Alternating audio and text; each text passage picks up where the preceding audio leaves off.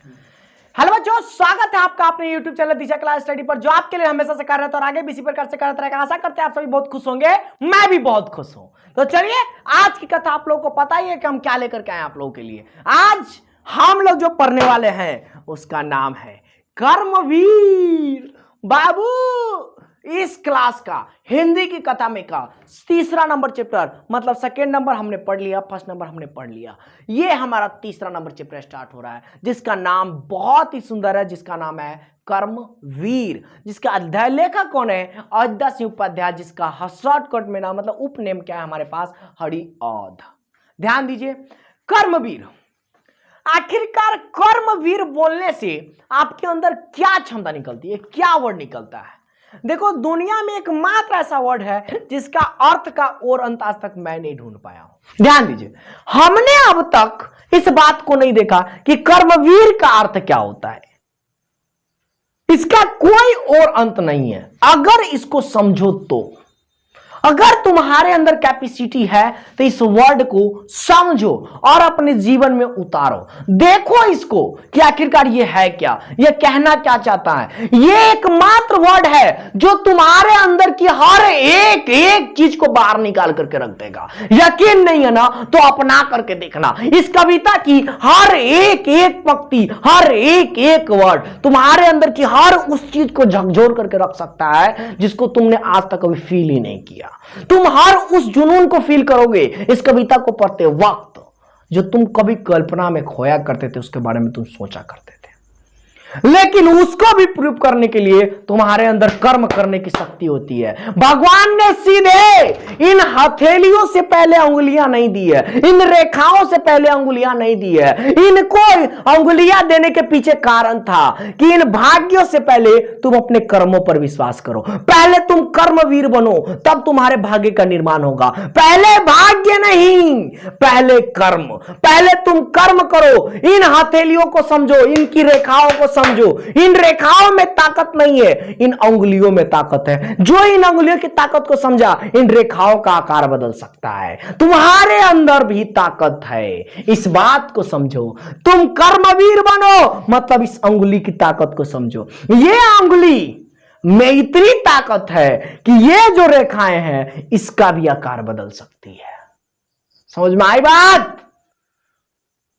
अरे अल्लाह ने भी जो किया ना, उसकी तारीफ काबिले तारीफ है। भगवान ने भी जो किया, आप जिस धर्म को मानते हो उन्हीं धर्म की मैं बात करता हूं। उनकी रचना, ये हाथ है, ये उंगलियां है, ये रेखा है, ये हथेलियां हैं, उनकी ये रचना कितनी अद्भुत है। सोचो, उन्होंने सीधे इन उंगली को पहले थोड़ी ना रखा, इसके पीछे भी कुछ कारण है। सोचो इस बात को, समझो इस बात को, क्या कारण हो सकता है? इसके पीछे का कारण है क्या कि इन रेखाओं के आकार में भी अगर बदलाव तुम लाना चाहते हो तो सबसे पहले इन अंगुलियों का इस्तेमाल करना सीखो। जिसने इन अंगुलियों का इस्तेमाल करना सीख लिया, उन्होंने इस रेखाओं का आकार बदलना शुरू कर दिया।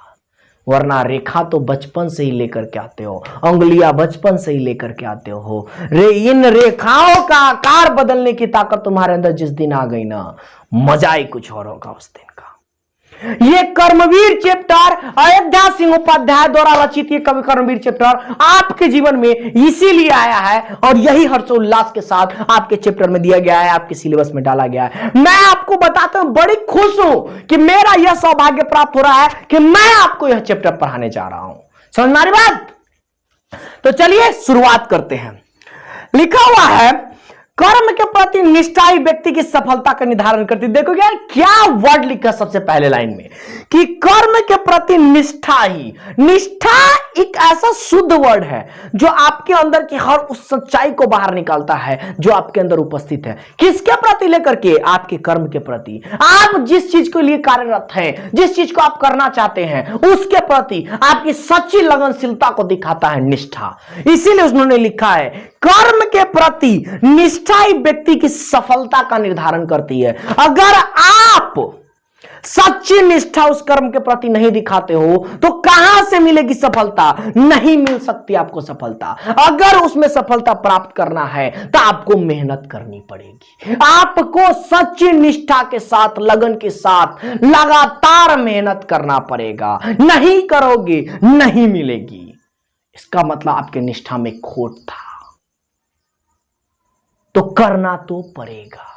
इसीलिए तो उन्होंने लिखा है अयोध्या सिंह उपाध्याय ने, जिसका हम लोग उपनाम से जानते हैं हरिऔध। याद रखिएगा, कर्म के प्रति निष्ठा व्यक्ति की सफलता का निर्धारण करती है। बाधाएं व्यक्तित्व को निखारने का काम करती है।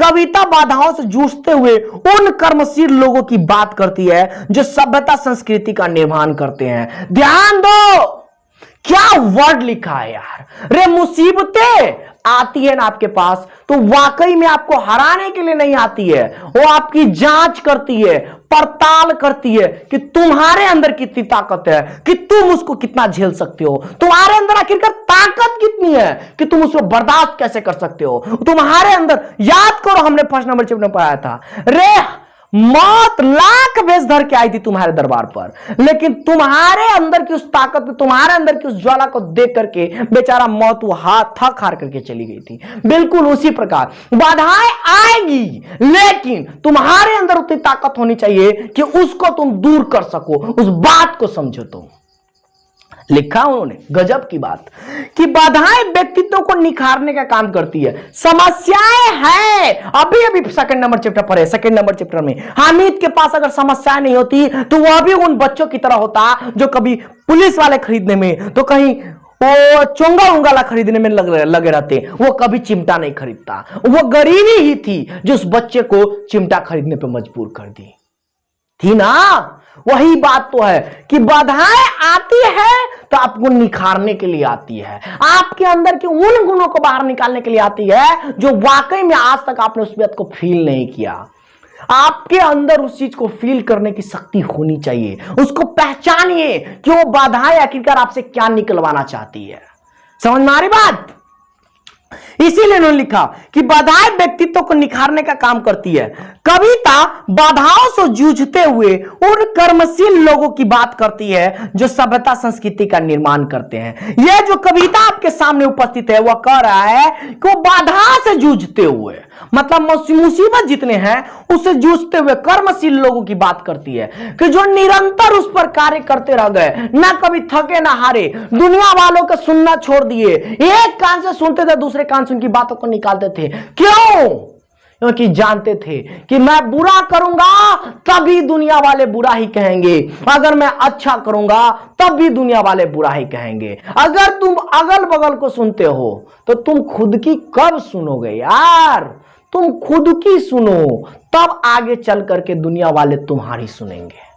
तुम्हारे अंदर इतनी ताकत होनी चाहिए कि वो तुम्हारे अंदर की ताकत को समझे, फील करे इस बात को। समझ आ रही बात?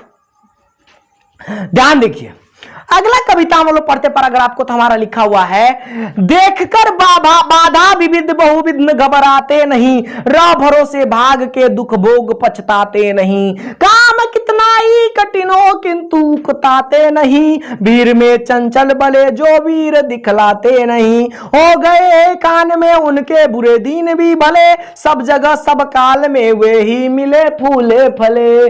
ध्यान दो, इस बात को समझो। इस वर्ड में तुम्हारे अब तक की जीवन की हर बात को उकेर करके रखी गई है। समझो इस बात को। लिखा गया है, देख कर बाधा विविध बहुविध घबराते नहीं। रे बहुते समस्याओं से लड़ने वाले, एक समस्याओं को देखकर क्या घबराना। इतने सारे समस्याओं को तुम आज तक झेलते आ रहे हो, उन सारे समस्याओं से तुमने आज तक जीत हासिल कर करके यहां तक पहुंचे हो, तो ये 2-3 समस्या तुम्हारा क्या बिगाड़ेगी? वही तो कह रहा है, देख कर बाधा विविध, अनेक प्रकार की समस्याओं को देख करके भी बहुविध घबराते नहीं। जो बहुते प्रकार की समस्या से लड़ने वाले कभी नहीं घबराते, रहे भरोसे भाग के दुख भोग पछताते नहीं, और इस भरोसे नहीं अपना सर पीटते हैं कि हमारा भाग में ये लिखल है, ये होता ही। वो उस पर वर्क करते हैं, मेहनत करते हैं, अपने आप को प्रूव करते हैं, उस समस्याओं से लड़ते हैं और तब अपने आप को साबित करते हैं। इसीलिए तो उनका नाम कर्मवीर है यार। अपने मेहनत पे वो विश्वास करते हैं, याद रखना। ये ताकत है उनकी, ये पहचान है उनकी। आगे कह रहा है, काम कितना ही कठिन हो किंतु उकताते नहीं, वीर में चंचल बले जो वीर दिखलाते नहीं। पहले इस बात को समझो कि वीर में चंचल बले उस वीर दिखलाते नहीं। जो वीर में जाकर के बड़ाई करता है कि हम या छी वा छी, ऐसन छी वैसन छी, ई छी ऊ छी, आए तू तो सबसे बड़का चोट छा, गधा छा, बेवकूफ छा, जो अपने मुंह मिया मिठू बन रहा छा जाकर के दूसरा के सामने। तोरा से बड़का बेवकूफ कोई और हो सके छो ना। तू ही दुनिया के सबसे बड़ा बेवकूफ छा, जो अपन बड़ाई तू खुद कर रहा छा। ये तो बोला है, भीड़ में चंचल बने जो वीर दिखलाते नहीं। जो भीड़ में चंचल बनेगा वह कभी वीर नहीं कहलाएगा। वीर तो वही है जो अपना उचित समय उचित जगह पर उचित शब्दों का प्रयोग कर करके उन समस्याओं से लड़ता है। उससे पहले एक वर्ड और है, एक लाइन और है, काम कितना ही कठिन है किंतु उकताते नहीं। चाहे कितना भी कठिन क्यों काम ना हो, जितना दिन लगे, जितना परिश्रम लगे, जितनी मेहनत लगे, हम करेंगे, हम अपना व्यय करेंगे उसमें, क्योंकि हमारा काम है, हमारी मेहनत है, हम क्यों ना करेंगे। तो काम कितना भी कठिन हो लेकिन कभी उकताते नहीं है। ये उनकी पहचान है। आगे कह रहा है, हो गए एक आन में उनके बुरे दिन भी भले, जब सब जगह सब काल में वे ही मिले फूले भरे। एक बात बताऊं तुम्हें, एक आन जो पड़ी ना, अरे फलनमा के बेटा के देखे थे, वो तो 4 बजे भोर में उठ के पढ़त रहा, आ तू की करत रहा रे? देख लियो तू 7 बजे तक टंगड़िए ना सीधा करते रहे। कहने का मतलब क्या? अरे तू देखे तो उसको 4 बजे भोर में उठ के ऊपर रहा था, आ तू आज 10 बजे तक तू सो रहा है। तू क्या पाएगा, क्या करेगा तू? तुम्हारी जिंदगी नरक के समान है। तब जब तुम उस आन को अपने अंदर नहीं लिए, उस बात को तुम नहीं समझे, उसको अपने अंदर समाहित नहीं किए, उस बात को समझो कि वह व्यक्ति क्यों कहा तुमको, क्योंकि वह तुमसे उस व्यक्ति से आगे देखना चाहता है जो व्यक्ति 4 बजे उठ करके पढ़ रहा था।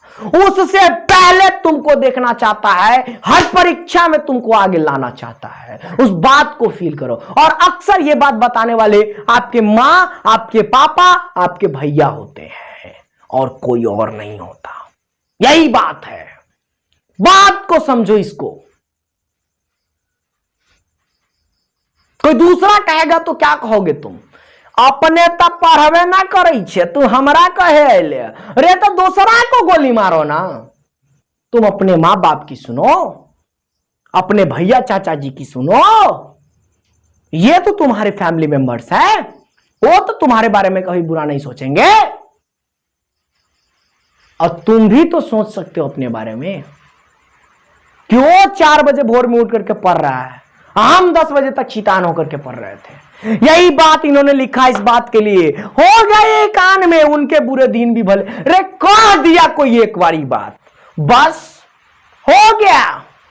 रे अगले दिन से शुरुआत हमारी होगी। रे भले जीत आज तक तुम्हारी थी, लेकिन अगली बाजी हमारी है। जो आएगा वह मेरा होगा, सिर्फ और सिर्फ मेरा होगा।